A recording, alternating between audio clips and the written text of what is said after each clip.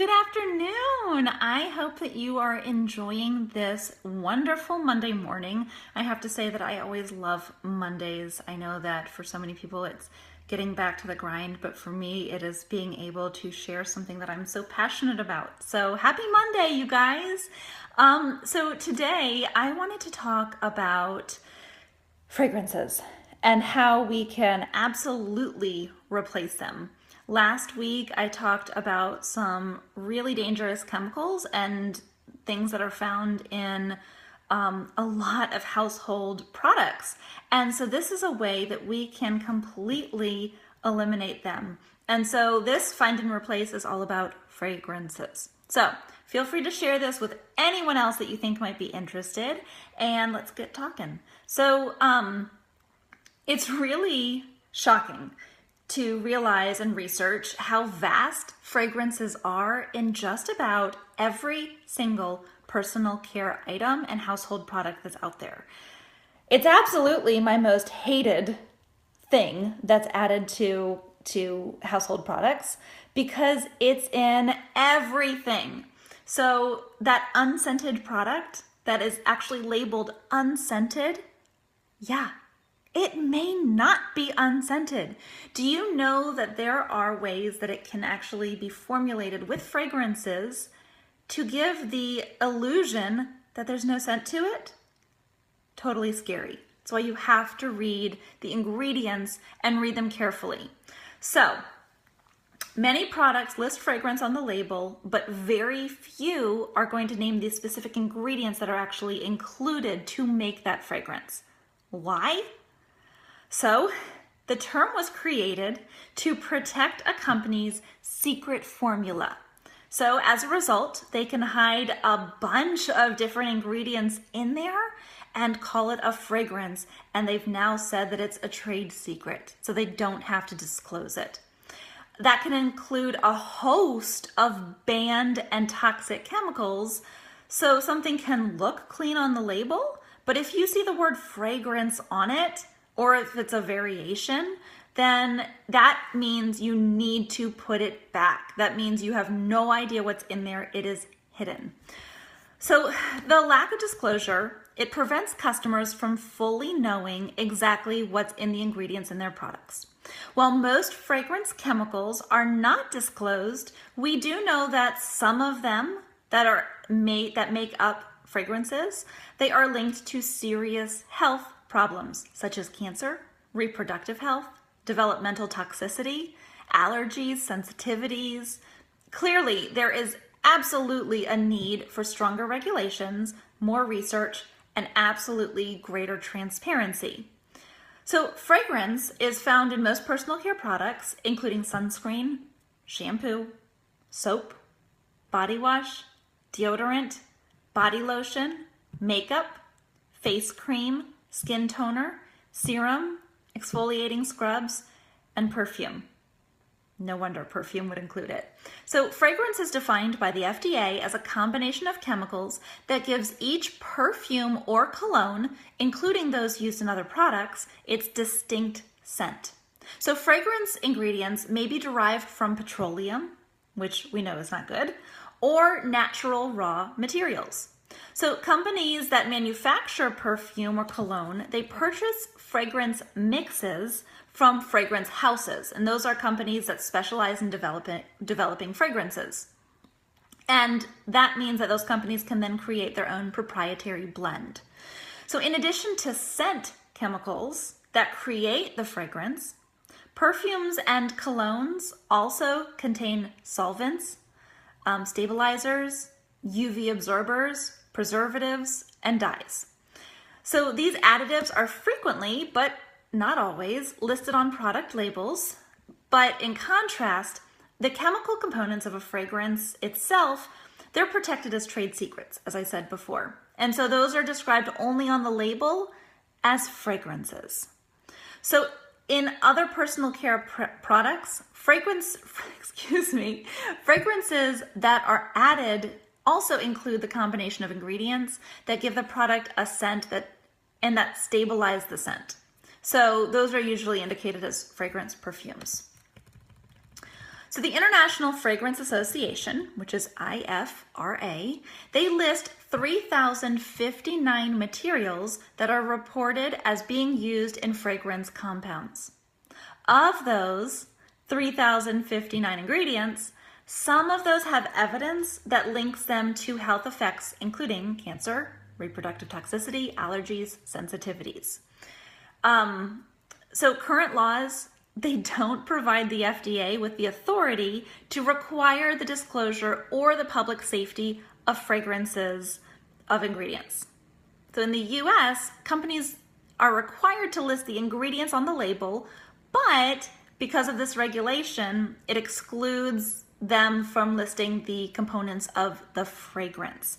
And that, again, is to preserve that fragrance trade secret. And that is a huge loophole that can do incredible damage for consumers.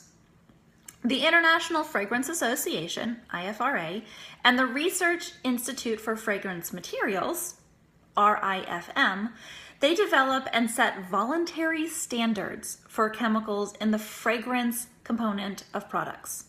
The US, Canada, and Europe, they rely on IFRA and RIFM to identify ingredients for use in fragrances. So in effect, that really only means that the international fragrance industry, it's self-regulated, basically. All right, so if you see any of these on the product label, that's going to be a fragrance. So fragrance, perfume, parfum, essential oil blend, and aroma. Okay, so I know what you're saying. Wait a second, hold on. Essential oil blend, what does that mean? Okay, remember, oils are pure and from nature, right? I mean, of course, right? I mean, look at my shirt, powered by essential oils. Not always. So that is an assumption that you can make unless you know the company. So, I'm sorry, that's an assumption you can't make unless you know the company.